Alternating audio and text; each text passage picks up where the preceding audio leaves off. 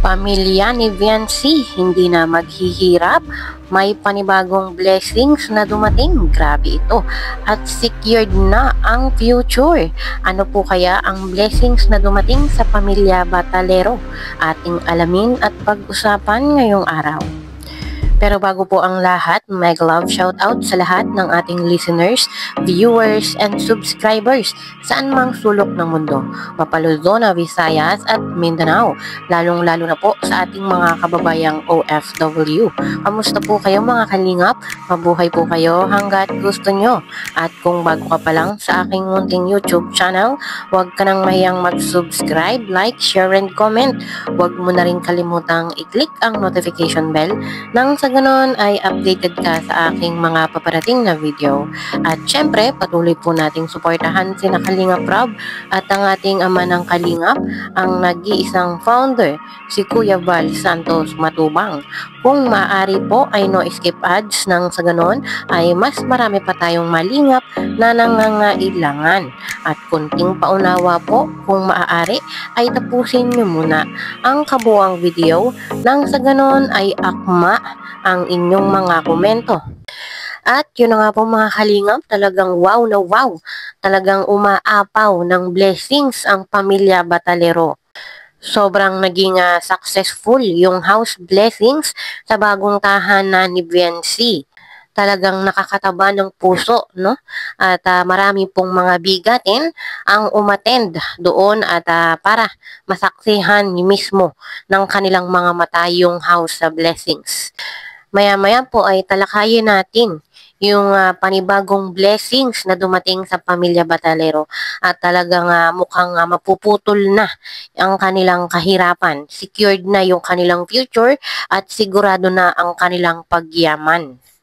At sa kabilang dako nga po mga kalingap, isisingit ko lang po at isa sa ating mga kalingap angels kasamahan ni Bibi Viancy ay bukas magdidiwang ang ating Joy Diwata. Kaya po support natin lahat naman ng mga Kalingap Angels ni Kalingap Rob ay deserve magkaroon ng ganung birthday. At kung matatandaan nga po natin ay lahat ng ating mga Kalingap Angels ay binigyan ng celebration. Binigyan po ng maayos na event para po ma-celebrate yung kanilang mga birthday. So bukas po ay first time magaganap, ma-experience na ni Joy yung celebration na gaganapin sa Kalingap. At ayos naman na lahat, no? Iniintay na lang ang araw ng bukas at expect na natin na naandun din ang EDC. Bukod po doon ay sa kabila ng mga samot-saring mga issue, hindi na natatapos. Talagang linggo-linggo ay merong issue, no, about sa mga love team ni Kalingap Rob. At ito nga, nakakatapos lang ng house blessings ay nababash pa si Viancy dahil nga po di umano ay hindi nga daw po napasalamatan si Papa Edge. At ganun din po sa Dan Joy, talagang maraming mga issue hindi nagkakasundo-sundo. Mainit na ang panahon ay lalo pang umiinit dahil sa mga issue. Naku po, love lang. Dapat pairali natin ang pagmamahalan dahil tayo ay iisang pamilya lamang. At yun na nga po mga kalingap, ay isa po sa magandang blessings na dumating sa pamilya Batalero. Ayun pong kapatid ni Viancy ay may nag-sponsor na po para sa kanyang pag-aaral. Bagamat hindi pa naman po tutungtong ng kolehiyo yung kapatid ni Viancy, ay meron na pong sumagot para po pag-aralin. Talagang solid magmahal yung mga sponsor ni Viancy, talagang hindi po pinapabayaan. Kaya po nakikita na natin yung magiging future ng pamilya Batalero at sa tingin ko ay hindi na po sila talaga babalik sa dating hirap na hirap yung kanilang pamumuhay. Napipicture ko na talagang road to pagyaman na ang pamilya ni Viancy. May good news ako sa'yo. Gusto mong malaman? Ha? May magpapaaral na sa'yo sa kolehiyo. Nung makakapagtapos ka. No? Ma'am Annalyn Rollinson. Tingnan natin yung study table. Di pa naman posisyon ng kama ng ate mo. Maganda to. Tama to. Ayan. Andyan si Habi, oh. Study table. Ito. Ayun.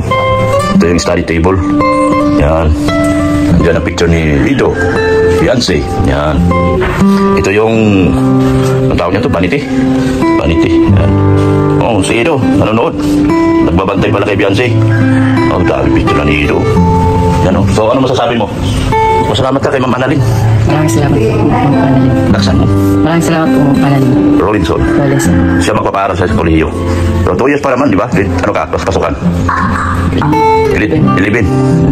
May 2 taon pa. O, di makapag-kolehiyo ka na. O, pili ka na magandang kurso. Musiman ka, tangkad ka eh.